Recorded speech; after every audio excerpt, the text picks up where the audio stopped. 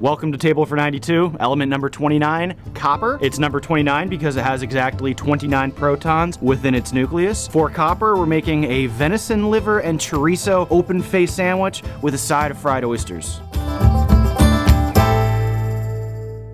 Copper is a very important nutrient for human health. It's involved with energy production, iron metabolism, and a whole bunch of other things I can't pronounce. Human bodies can't make copper. We have to get it from food, and the foods with the highest concentrations of copper are liver and oysters. But copper, it's found in a ton of different foods: chocolate, cashews, mushrooms, whole wheat products, spinach, asparagus, just tons of stuff. Because copper is found in just so many foods, the NIH says copper deficiency is actually pretty uncommon in humans today. For the deep fried oysters, I'm gonna take a mix of buttermilk and a few drops of red Tabasco. Then I will dredge them in a mixture of flour, cornmeal, onion powder, garlic powder, black pepper, and paprika.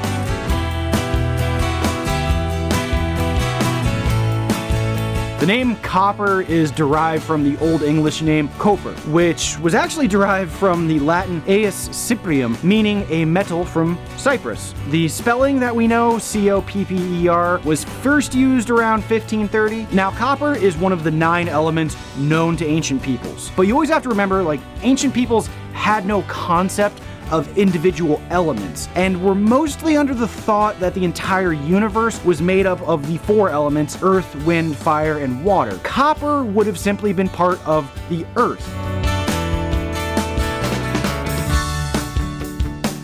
So, in the 18th and 19th centuries, when the first people you could really call archaeologists started turning what was essentially grave robbing into a real science, certain patterns came up. The early archaeologists working in Europe, Asia, and Africa came upon some common threads through archaeological sites in which people had been continuously living there for thousands of years. When you dig down through the layers, you see these technological transitions. The oldest, lowest layers would have stone tools. Then the next up would have copper, then the next bronze, then the next iron. This technological progression was turned into the framework for future generations. You have the Stone Age, you have the Copper Age, you have the Bronze Age, and the Iron Age. If only things were so simple. It's a kind of bias that dominated thinking about how civilizations evolved for a long time. It's, only one way, linear, from stone to copper to bronze to iron. But it simply doesn't work that way in every single civilization. Some people went right from stone tools to iron tools. Some went from stone to copper and then abandoned copper. The point is, there is a ton of variation. There's never just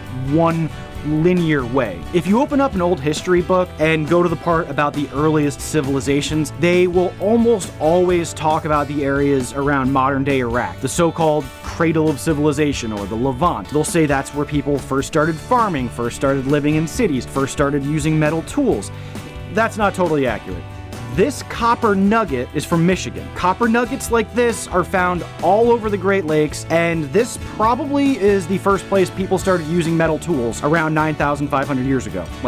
In the world. So, before I said about civilizations progressing through the different stages of technological development, this is one of the many places that proves that's not how all people go about living. Copper tools were only used in the Great Lakes region for a couple thousand years, and then people abandoned them and went back to using stone and bone tools. That probably happened for a lot of reasons, but maybe the biggest is that native copper like this in the Great Lakes is really pure, and pure copper is pretty soft. Copper by itself is a pretty soft metal. So as far as arrowheads go, a stone and a copper point are pretty much the same hardness. This Michigan copper is strangely pure.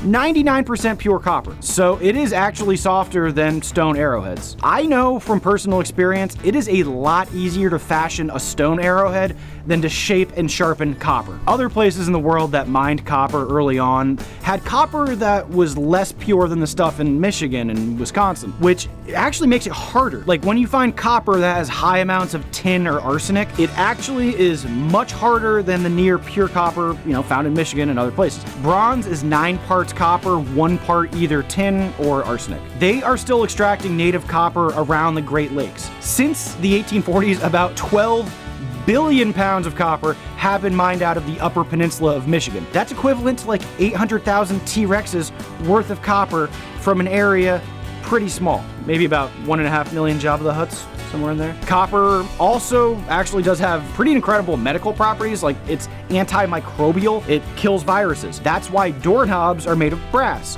which is a combination of copper and zinc. But brass is also rust resistant and pretty to look at, but most importantly, it's because they're touched all the time. They're self-sanitizing. And there's no evidence that wearing copper bracelets increases your health or removes toxins, whatever toxins. They never mention what toxins. But yeah, this was a big fad like 15 years ago. All these copper bracelets getting hawked on infomercials on daytime television. But yeah, no evidence it helps you at all. Right now, the world produces about 12 million tons of copper a year. However, it is estimated that there are only about 300 million tons that are in exploitable reserves, which are expected to last for only about another 25 years. But we do recycle about 2 million tons of copper a year, though obviously that's not enough. And copper is pretty easily recyclable. I've helped work for my family's plumbing company for as long as I can remember, and part of my job was to always strip copper off old air conditioning units, water pipes, electrical cables, and run it down to a scrapyard and get a few $100 back.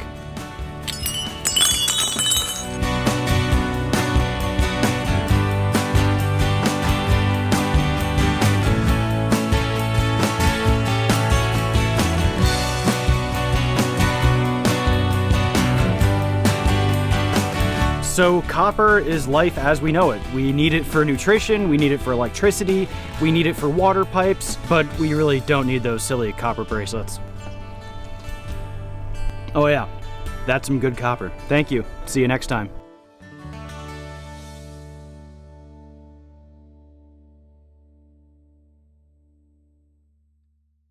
This is a cool show, right?